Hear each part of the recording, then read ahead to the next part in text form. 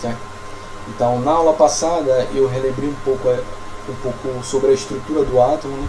Ou seja, o que é o átomo, qual é a estrutura, quais são as suas propriedades, quais são suas características, né? Como a gente consegue diferenciar um átomo do outro, né?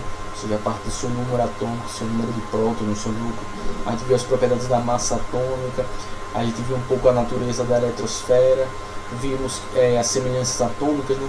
Quando a gente tem átomos que têm características semelhantes, né? Os isótopos, os óbaros, os isótopos. Mostrei a vocês como a gente consegue identificar cada um deles. Apresentando também a formação dos íons, né? Quando a gente tem o átomo, ele perde a sua neutralidade de cargas elétricas, né? Ou seja, quando ele ganha ou perde elétrons, e aí ele forma os íons, né? Ou perdendo elétrons, ficando positivo, carregado eletricamente positivo, porque o número de prótons fica maior do que o número de elétrons, ou quando ele fica negativo, né? Quando ele ganha elétrons, e aí ele fica com um número de elétrons maior do que o número de prótons, e aí ele vai ficar carregado negativamente, né? Essa parte de íons é bastante importante vocês saberem como ele se forma, identificar na fórmula química de uma, quando se trata de um íon, que ele vai ser importante esse processo de íons quando a gente for estudar alguns tipos de ligações químicas, né, que envolvem íons. Então é importante você saber isso, mas com calma a gente vai chegar lá e vou explicar certinho como acontece o processo de distribuição de elétrons nas camadas eletrônicas, e a gente vai aprender isso com calma e da melhor forma possível. Isso vai ser mais pra frente, né? No final da videoaula passada eu expliquei lá o processo o que eram as moléculas. Então falei, vocês já sabem lá o que são os átomos. Eu falei quando os átomos eles se combinam entre eles, átomos iguais e diferentes, eles formam as moléculas, né? Então eu falei lá da molécula de água, que é formada por dois átomos diferentes, né? Dois elementos diferentes, né? O hidrogênio e o oxigênio, com dois átomos de hidrogênio, né? H2, e um de oxigênio, O. Então por isso que formava a fórmula química H2O, a fórmula da molécula de água. E essa molécula, quando ela se combina com moléculas iguais ou com moléculas diferentes, ela pode formar substâncias, e essas substâncias podem formar os materiais. E aí eu falei de duas propriedades que a matéria tem, né? Que no caso é a massa e o volume. O volume é o espaço que ela ocupa, e a massa é a quantidade de matéria que aquele material tem. Então eu falei que a gente viu lá que matéria é tudo que tem massa e ocupa um lugar no espaço. Toda a matéria que existe, ela apresenta as suas propriedades, ou seja, as suas características. E aí a gente tem tipos de materiais que têm características próprias e outros que têm características específicas. Isso a gente chama de propriedades da matéria, que a gente vai ver na próxima aula, certo? Estou falando isso já para adiantar algumas coisinhas, já que eu falei de massa e volume, que são propriedades da matéria, certo? Eu falei que a matéria a gente pode tratar ela de duas formas, de acordo com o seu uso, com sua função, né? Então eu falei que a gente chama de corpo aquela matéria que ela é uma porção específica de algum tipo de material, ou seja, uma porção específica de matéria, mas que não tem nenhuma função específica, né? Então até se deu o exemplo um pedaço de madeira. Então você corta lá um pedaço de madeira, um pedaço de tronco de uma árvore, por exemplo, e ele lá é um corpo. E aí eu começo a chamar de objeto quando ele assume uma função específica, certo? Então aquele corpo, por exemplo, aquele pedaço de tronco de madeira, ele foi transformado, por exemplo, em uma cadeira. Então na cadeira que vocês têm na casa de vocês, na cadeira lá que tinha, na madeirinha que a gente sentava, na madeirinha que vocês usavam lá para escrever na carteira da sala de vocês. Então ali, como ela ganha uma função específica, então a cadeira é um objeto para você se sentar, ela passa a ser chamada de objeto, ou seja, ela tem uma função específica, certo? Então quando a porção de matéria não tem uma função específica, a gente chama de corpo, e quando aquele corpo assume uma função específica, a partir da ação humana, por exemplo, a gente vai chamar ela de objeto, certo? Toda matéria que existe, seja um objeto, seja um corpo, ela vai se apresentar naquilo que a gente chama de estado físico da matéria. Ou seja, ela vai se apresentar em um estado físico a partir de algumas características. Quais são os estados físicos que existem na natureza? A gente vai trabalhar com 3 estados físicos. No caso, a gente vai falar do estado sólido, que é, por exemplo, o estado em que a gente encontra as rochas. Então uma pedra que não existe, mas a gente chama de pedra usualmente. Então uma rocha, ela está no estado sólido. A água dos rios, a água do oceano, ela se encontra em outro estado físico da matéria, que é o estado líquido.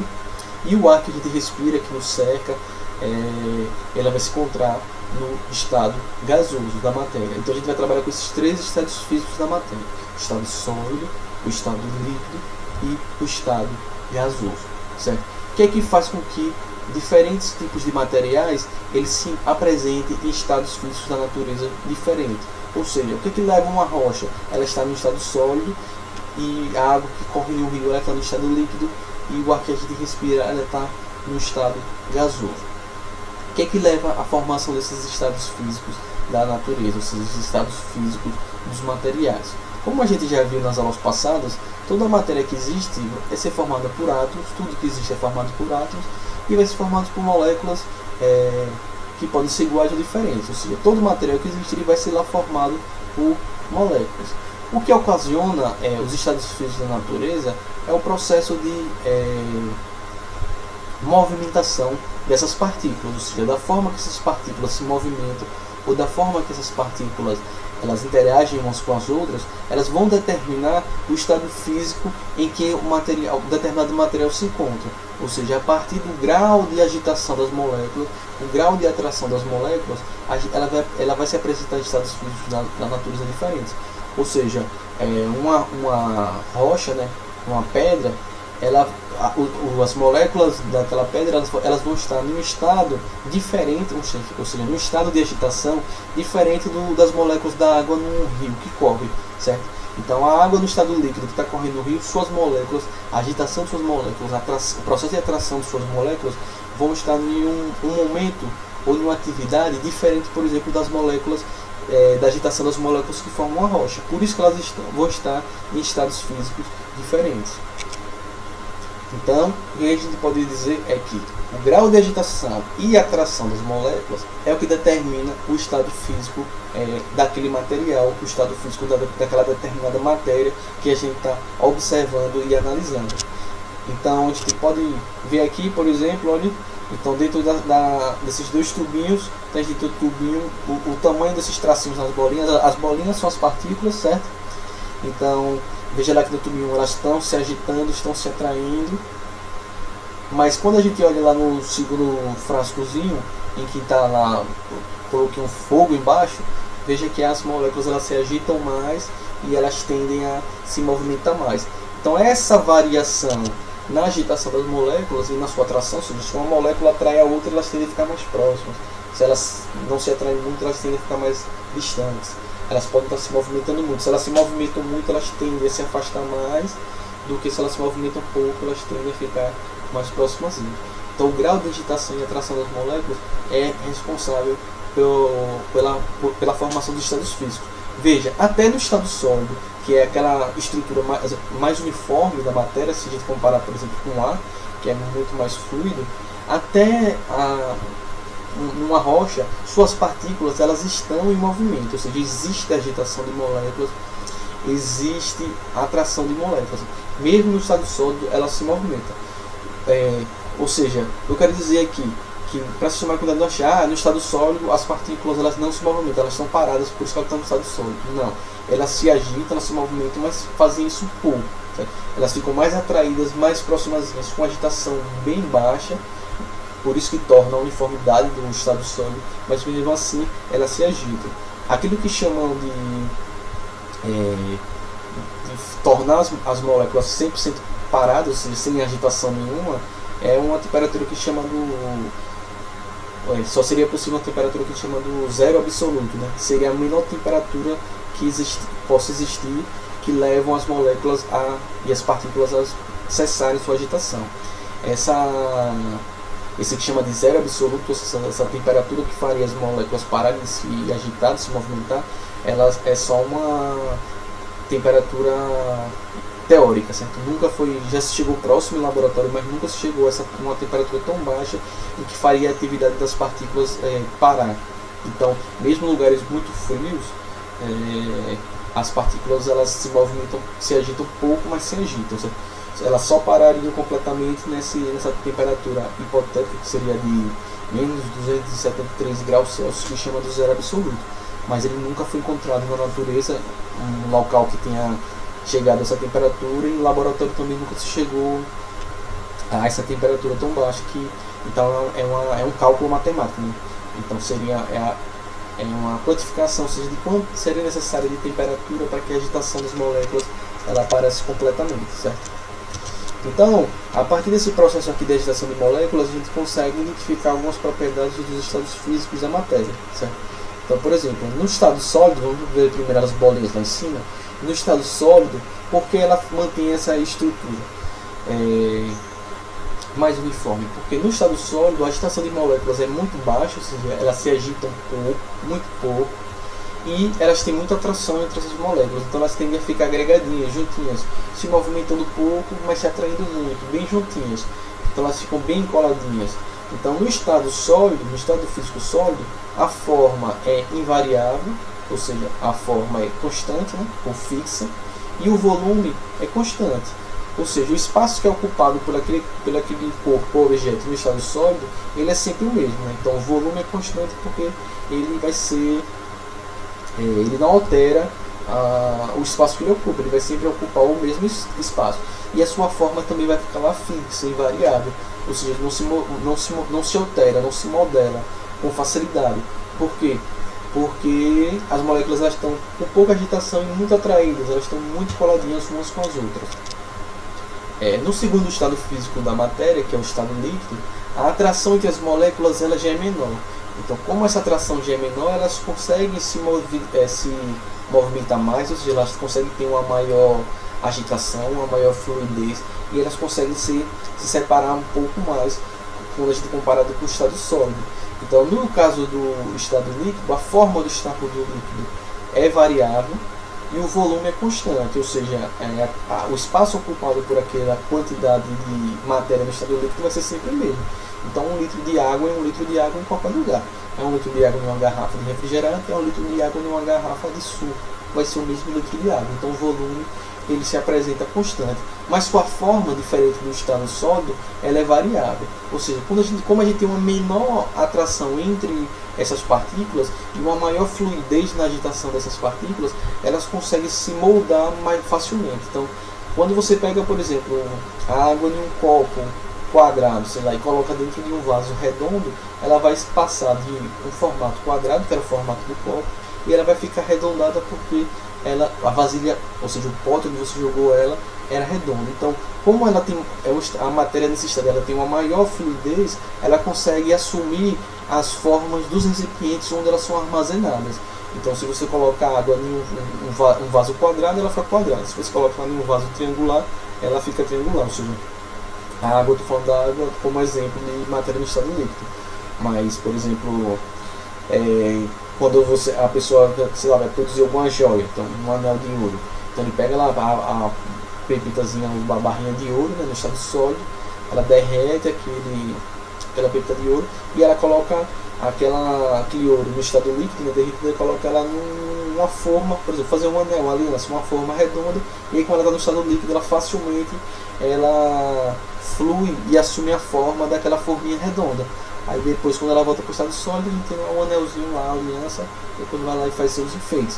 Então, no estado líquido, menor atração das moléculas, maior fluidez e agitação dessas partículas, dessas moléculas, o que leva a gente a ter uma forma variável, ou seja, no estado líquido, a matéria ela assume a forma de onde ela está sendo armazenada e o volume é constante, ou seja, o espaço que ela ocupa é o mesmo, certo? Então, um litro de água, não interessa o tipo de vaso que você coloca, ela vai ocupar o espaço para 1 litro de água, certo?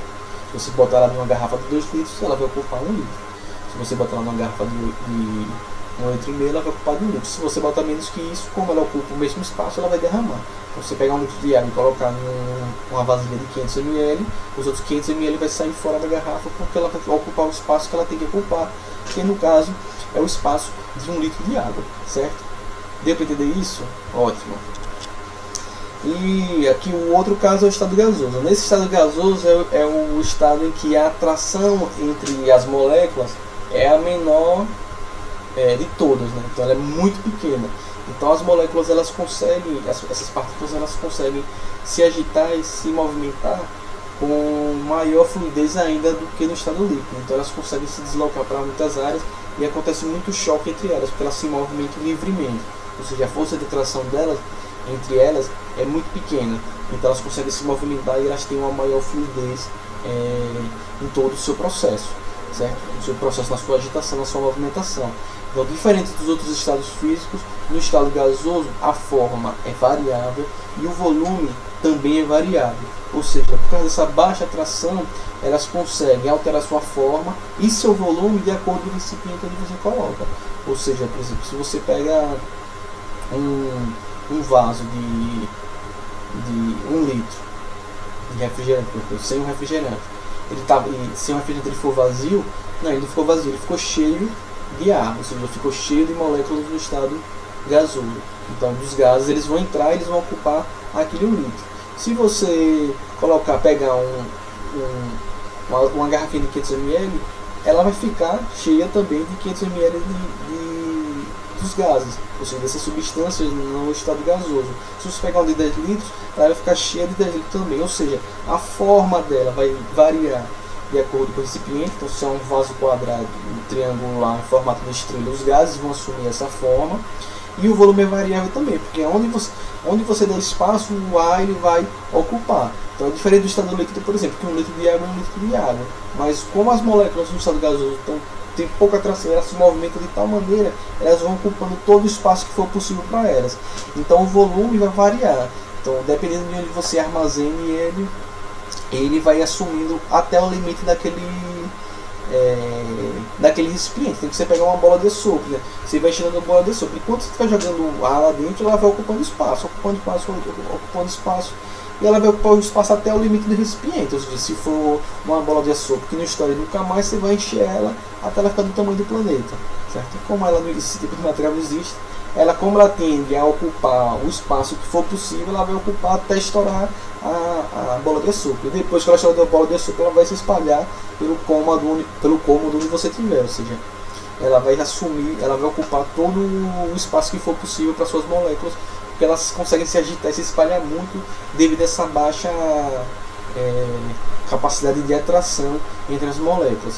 Então, lá só para dar uma ressuscitada aqui, então no estado sólido a gente tem muita atração das moléculas, né? Então elas ficam próximas com baixa agitação, então a gente tem uma forma invariável ou uma forma fixa, né? Um volume constante. No estado líquido a gente tem uma atração intermediária, então as moléculas elas têm um grau de agitação maior, de movimentação maior, e elas vão ter lá uma forma variável, vai depender do recipiente onde elas estão armazenadas, ou a forma, né? E o volume é constante. Já no estado gasoso, como a atração é muito baixa, elas têm uma alta agitação das moléculas, inclusive elas se chocam muito, se batem muito, e elas vão ter uma forma variável e um volume variável, ou seja, elas vão assumir o formato e vão preencher todo o espaço que for possível, dependendo do recipiente em que você armazena aquele gás, aquela substância, aquele material no estado gasoso, né? Então é isso que leva a matéria a se encontrar nesses estados físicos, ou seja, o grau de atração entre as moléculas e o grau de agitação entre essas moléculas, certo? Espero que vocês tenham conseguido entender essa partezinha. Da mesma forma que a matéria ela pode se encontrar nos estados físicos, ela pode sofrer alteração nos seus estados físicos, ou seja, ela pode passar de um estado físico para outro estado físico ou retornar, certo? Então, a substância ela pode passar do estado sólido para o estado líquido, bem como ela pode passar do estado líquido para o gasoso, e assim e assim uma após a outra. Ela pode voltar do gasoso para o sólido, para o líquido, e do líquido para o sólido, ou ela pode saltar do sólido para o gasoso, ou do gasoso para o líquido. Quais são os fatores que influenciam nos processos de alteração ou da mudança dos estados físicos da matéria? São dois fatores principais: o aumento e a diminuição da pressão e da temperatura. Ou seja, se você altera a temperatura ou a pressão de um material, esse processo de alteração da temperatura e da pressão, ele pode fazer com que um material ele passe de um estado físico para o outro, ou seja, ele pode levar à mudança dos estados físicos da matéria. Então, se você aumenta a temperatura, você pode fazer com que o material mude de estado físico da natureza, né? Ou se você diminui essa temperatura, você pode fazer com que esse material também altere seu estado físico da natureza.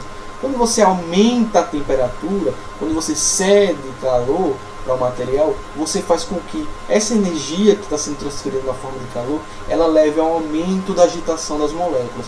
Então as moléculas elas vão aumentar a sua agitação. Se você diminui a temperatura, se você cede calor, se o material cede calor, se ele perde calor, o que acontece? Ele vai diminuir a agitação das moléculas, ele vai tender as moléculas a cada vez mais ficarem mais lentas, sua movimentação, elas vão tender a se atrair mais, a se aproximar, certo? Então o aumento ou diminuição da temperatura, ela leva a uma modificação no processo de agitação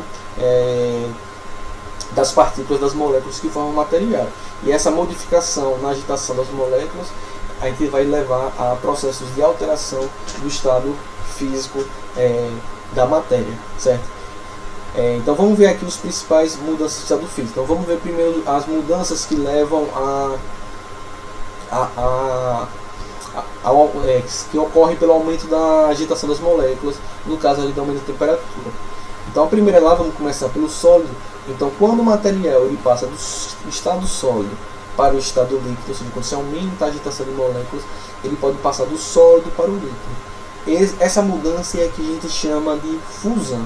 Então a fusão é o processo em que um material no estado sólido ele passa para o estado líquido.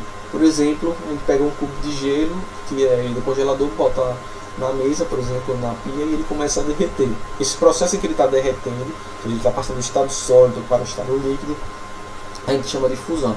O exemplo também que eu falei lá do ouro, né, quando você derrete, você aquece o ouro para derreter ele, você passa ele para o estado líquido para poder moldar ele, também é um processo de fusão, certo?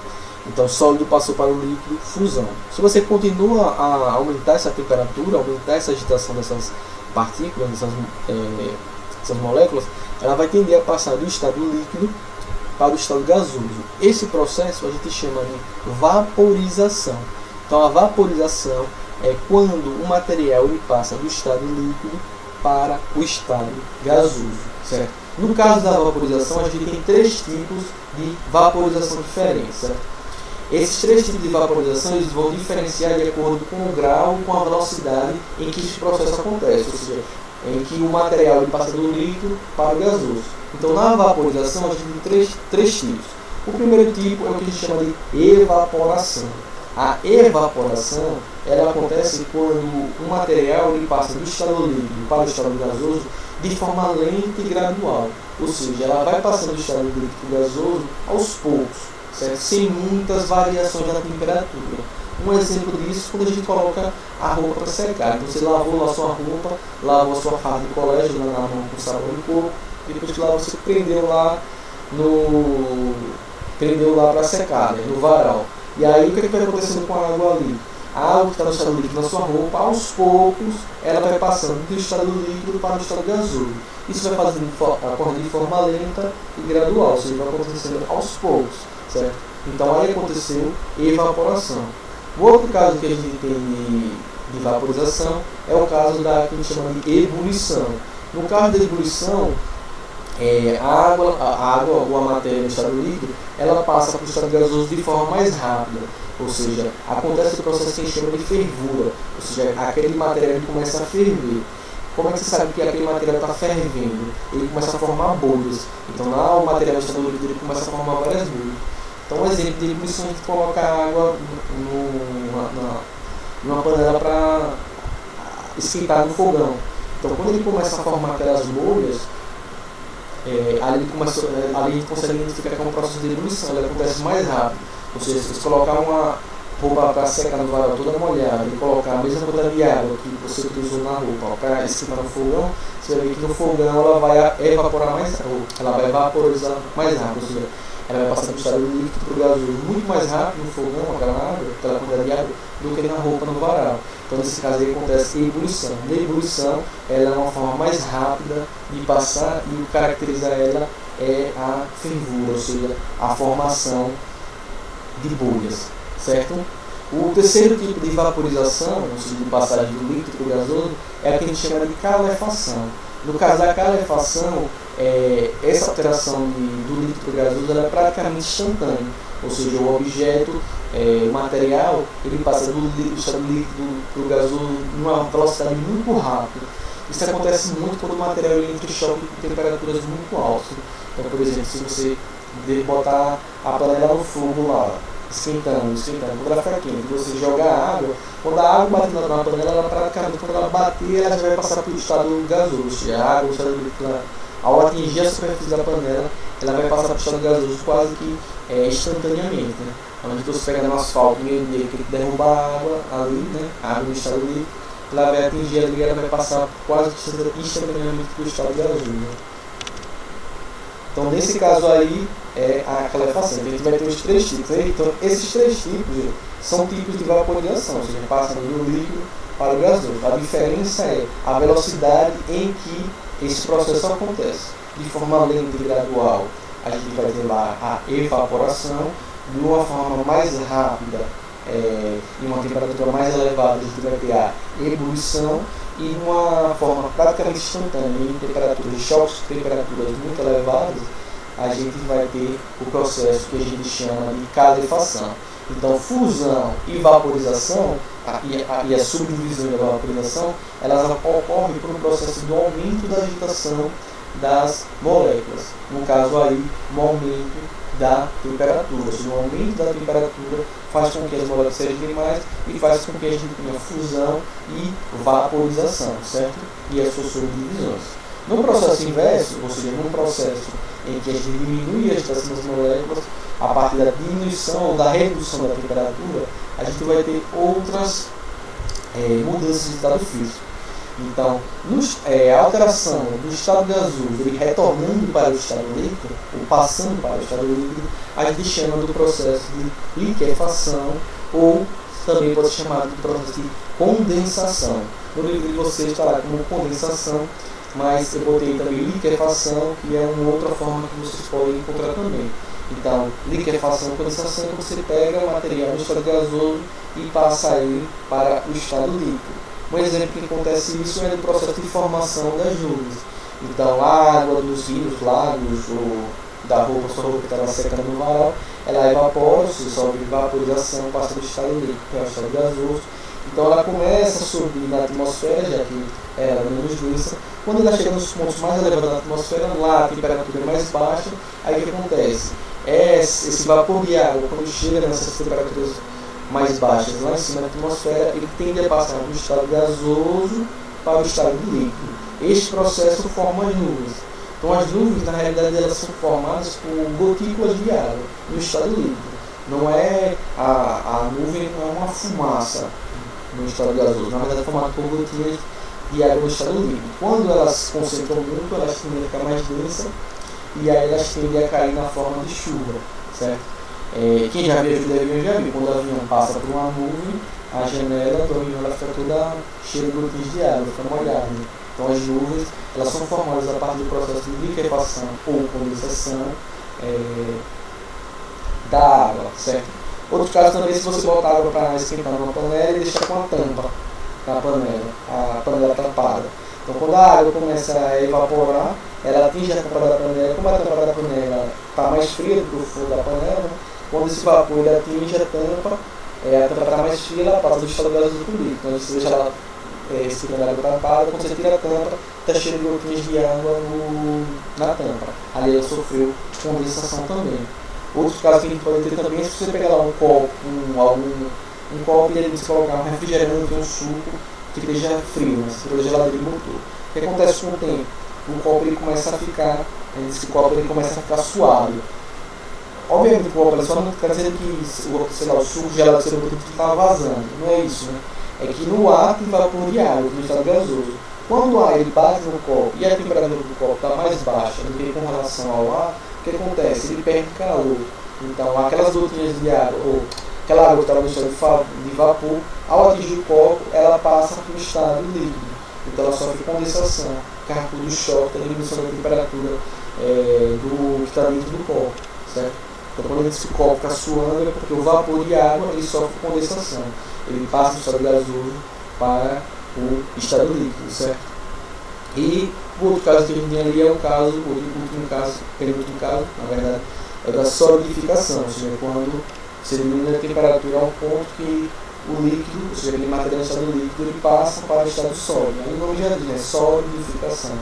Então, por exemplo, quando você faz cubos de gelo com água, ou com suco, ou o que vocês quiserem congelar, você coloca no recipiente, coloca no congelador, a temperatura diminui tanto, a agitação vai diminuindo, as moléculas vão se atraindo e elas passam para o estado sólido. Então, essas são as duas alterações, mudanças de estado físico, que podem ocorrer pela diminuição da agitação das partículas, né?